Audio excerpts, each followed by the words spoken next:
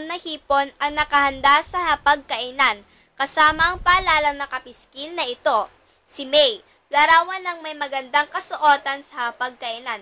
Subalit, ang lalaking ito, hindi makasunod sa simpleng batas ng tahanan ng isang masinop na Pilipino. Kaya, masusunod ang batas ng Pilipinas. Ang sasakyang ito, nawasak dahil sa hindi pagsunod sa batas trapiko. Subalit, sa awa ng Diyos, ang driver na ito ay naligtas kay kamatayan. Mga simpleng batas na hindi masunod, paano pa kaya uunlad ang Pilipinas? Sinubukan namin siyang ipatingin sa isang psychiatrist. Subalit, siya ay tumangging magpaunlad.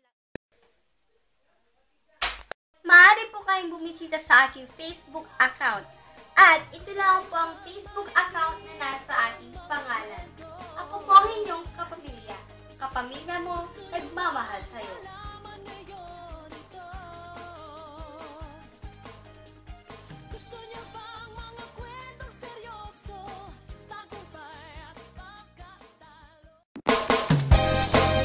Huwag ka muna magsasalit. Gusto niyo bang marinig ang mga kwento? Huwag ka muna magsasalita. Gusto niyo bang malaman ngayon ito?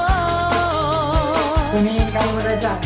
Gusto niyo bang mga kwentong seryoso? Tagumpay at pagkatalo, pag-ibig at pagbabago. Halika makinig sa mga kwentong nakakabilib, mga aral sa buhay na hindi nakakainis. Diyan ka muna Kwento tumingin ng kapag ibang tao, bagay o hayop, kahit pasan lupalo, kahit nakakatakot. Kaya pagsapit mo, linggo ng gabi, kapit lang. Heto na kami, handa na ba kayo? Sumigaw, okay, sama-sama tayo, mag-rated K. Pagsapit ng linggo ng gabi, kapit lang. Heto na kami, handa na ba kayo? Sumigaw, okay, sama-sama tayo, mag-rated Handa na ba kayo? Rated K, halina sumada. Handa na ba kayo? Rated K, masaya at maganda. Handa na ba kayo? Rated K, masama makinig sa Rated K. Malapit ka rin sa akin. Gusto niyo bang marinig ang mga kwento? Gusto niyo bang malaman ngayon ito? Gusto niyo bang mga kwentong seryoso? Tagumpay at pagkatalo, pag-ibig at pagbabago.